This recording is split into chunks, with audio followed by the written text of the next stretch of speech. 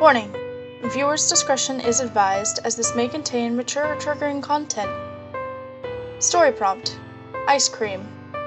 Title: My Dear Friend. Mikhail stared down at the papers before him, the words nothing more than a blur. He pinched the bridge of his nose with a frown. Mikhail?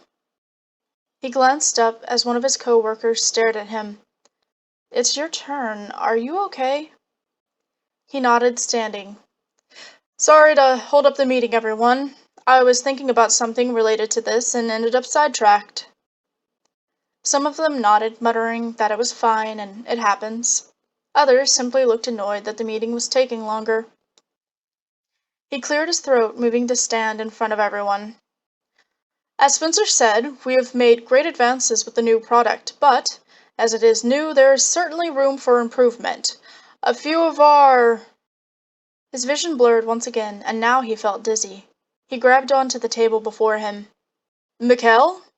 His boss sounded worried, and Mikhail felt liquid begin to drip from his nose. Blood splashed onto the table, making everyone gasp. He went to wipe it away, but before he knew it, he was falling. He heard the panic of others, but that soon, too, vanished as well. A few hours went by, and Mikhail came to, his boss sitting by his side, an IV in his arm. Man, did you scare us! You are like the heart of our team, Mikhail, but that doesn't mean you don't need sleep or food. The hospital informed me you were very sleep-deprived, overworked, and malnutritioned. They scolded me for treating my employees so terribly, he said with a chuckle. Mikhail shook his head. That's not the case, though. I'm sorry. I was just really focused on this job. This product is the first of its kind and needs the ultimate care to grow and improve. I didn't want to let you and the others down. We've been waiting for it to take flight for so many years now. Ace sighed. While that might be the case, I don't wish to do so at the expense of my employees. You are going to be taking 2 weeks of vacation. What? I can't do that. I will have none of it. When was the last time you went home? Other than just to shower and then head back into work.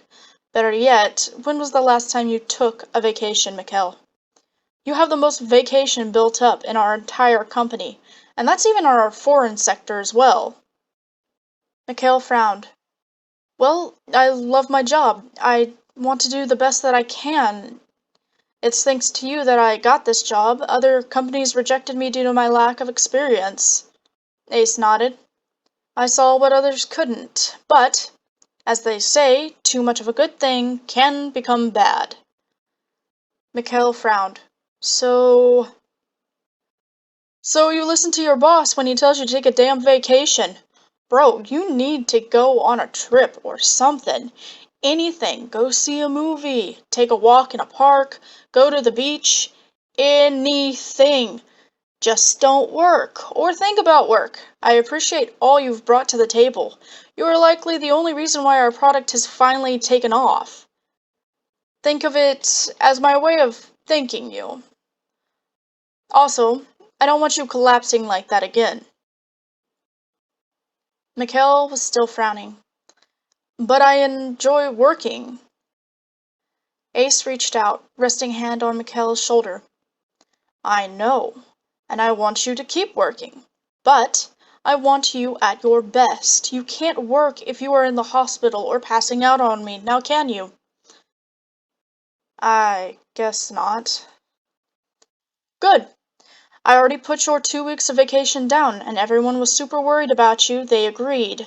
They've got you covered, and once you're well rested, you can come back and work your butt off, as long as you make sure to take care of yourself. Got it? Mikhail nodded. Fine. Week 1. Mikhail had been released from the hospital after they observed him for one more day. This was his 3rd day without touching anything work-related. Currently, he sat on his couch staring at the blank TV. He'd been watching the news, but there was nothing entertaining. He had a few movies, but they'd been given to him by his parents, and they didn't hold his attention for very long. He leaned back, staring up at the ceiling. What to do? His mind instantly raced to work, but he stopped. Boss will be mad, and so will everyone else. The ceiling fan above him spun slowly, and that was when he noticed a fine layer of dust built up on the blades, and he smirked. Clean! That's technically not work. Well, at least not anything they need to worry about. He shot up from the couch and began making plans to do a deep cleaning of his place. Even if he hadn't been living in his house due to staying at work, it still got dirty thanks to dust and other things. He started with the bathroom, working on making it squeaky clean. He even took a scrub brush to the tiles to get the floor sparkling. Once that was done, he started in his bedroom, and then moved to the other rooms. Even though he lived alone, ever so often his parents would come and visit, and instead of making them stay at some cheap hotel, he wanted to make sure they had a room where they'd be comfortable. He paused after a while, feeling a bit tired and hungry, and decided to call it for a day and go back to relaxing. After ordering himself food and selecting a random movie, he made himself comfortable on the couch, and at some point had fallen asleep. When he woke up, it told him he was clearly still exhausted from pushing himself too much, and that his boss had been right to be worried. Throughout the rest of the week, he worked on getting the rest of his house cleaned. When dusting off a bookshelf, he knocked down one of his yearbooks, a few pictures and letters falling out of it. He sighed, collecting them, but paused when he saw one of his old friend's photos. James. The two of them sat outside an ice cream shop, eating their favorite flavors of ice cream, laughing at something. He glanced at the letter before opening it and reading it once more. It had been a while since he had actually looked at this. He read it again. Hey, you big pain in my butt. I wanted to write this to you. I know it may seem dumb, but life is moving on for us. I'm sure we aren't going to go to the same college. It'd be a freaking miracle. Mikhail chuckled before continuing. Either way, we're still best friends, and your butt better not forget it. I know sometimes you lose yourself to your work and studies. I'm worried, man. We aren't even 20 yet, and you're already working a part-time job like a madman. But that's beyond the point. Just remember me. And this place. When you feel bored, lost, or simply need a break, come back to our meeting spot to think. I don't care if you have to travel across the world from where you are. I promise I'll know one way or another, and I'll meet you there again. So, instead of this being a goodbye, it's more of a I'll see you later. Even if it's a far away later. Love, your bestest, only, cough cough, friend James. Mikhail sighed as he smiled at the letter. I still have a week to go, maybe. He nodded. It's settled. He put away the letter and picture before going to pack up a bag and checking for flights. After scheduling a flight for tomorrow, he kicked back for the day and rested a bit longer. Week 2. After Mikhail's flight landed, he checked into his hotel and got some more shut-eye, just to get rid of his jet lag. While he was here, he planned to visit a few spots: the ice cream shop, a flower shop, and graveyard. Once he was settled at the hotel and had slept some more, he was ready to go. First stop, the flower shop. Second, the ice cream shop. Third, the graveyard. He looked up the best place that sold flowers, following the directions before heading inside. Give me a moment, young man, and I'll be right with you. He waved the older woman on. Take your time. He looked around before spotting the flowers he wanted. Red gardenias. He smiled at the flowers before selecting the best-looking ones, and the woman appeared next to him. Oh, flowers for a lover? Mikhail chuckled. No, no. A very dear friend of mine loved these flowers. I'm heading to their grave to pay a long-overdue visit. The older woman wore a solemn look. Well, I'm sure no matter how long, they will love the fact that you're visiting them." He nodded. "Thank you." His next stop was the ice cream shop. He was glad to see the place still up and running. He walked up ordering two different things, the flavor he enjoyed and then James's favorite flavor. Now he was on his way to the graveyard. It didn't take long to arrive. He stopped in front of the grave, reading James Barton. He sat down in front of the grave, staring at it for a moment while munching on his ice cream. "Looks like I'm the one who will always meet you, no matter what. Sorry it took so long. I brought you your favorite flowers. The woman thought I was going to see a lover. I'm sure you would have gone with the flow.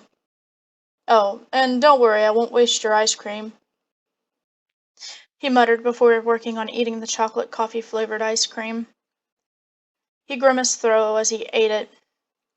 "I'll never understand how you enjoyed this flavor. Are you sure you just didn't pick it because you knew I'd hate it?" he said with a soft smile. "I miss you.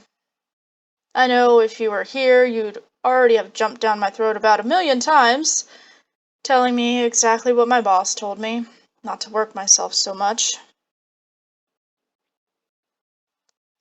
He sighed. "You know me. Always the busy bee. But hey, I have more friends now. All of my coworkers appreciate me, and I'd like to think they are friends. I'm sure you'd laugh at me, though, if you heard that." He fell silent as he stared at the stone. "I'm sorry. I should have been here to visit you sooner, but I just couldn't bring myself to do so. I couldn't help but feel guilty, even if I didn't really have anything to do with your death. I felt ashamed of myself, but I know you never held it against me. From now on, I'll be sure to visit you a lot. I hope you don't mind me possibly talking your ears off about everything I've been up to." He reached out, running his fingers along James's name. "If you have been watching me, don't worry too much. I'll work better on balancing my life from now on. That way, when we do meet again, you don't kick my butt for working myself to death. But in all seriousness, I really just miss us being able to talk. I should have been there to stop it from happening." Tears splashed against the ground. "I wish you were here. If I hadn't been so busy with my job, perhaps I could have stopped it. But you never once told me about your stalker. Or maybe you had tried?" He shook his head. "What's done is done, though. I could just really use someone to talk to right now. I miss our dumb ice cream eating sessions and then going and getting drunk. Always knowing mixing ice cream and that much alcohol was a bad idea, but we did it anyway." He stared at the tombstone for a while longer, unsure of how many hours had gone by as he talked to his friend's grave. Sometimes he even thought he heard his friend respond. Deep down, though, he knew it wasn't the case, that it was just his imagination. He stood as it grew dark. "I'll be back to see you again.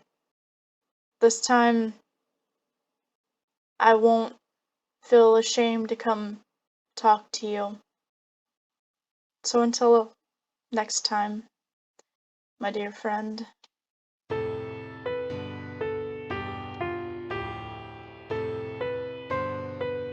The end! Yeah, I know. This one was short and sad, but hey, I've been giving you guys some pretty decent, happy ending ones. So it was time for a change of pace. Now, in all honesty, when I had first written up this prompt, it was going to be a happy one.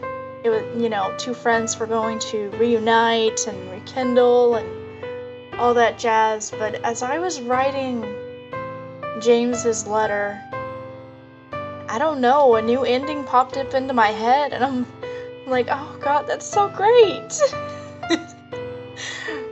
So, we got this instead of a happy and free one. But I do hope that you enjoyed this sad story, and if you haven't, like, comment, and subscribe, and I will see you guys next time. Bye!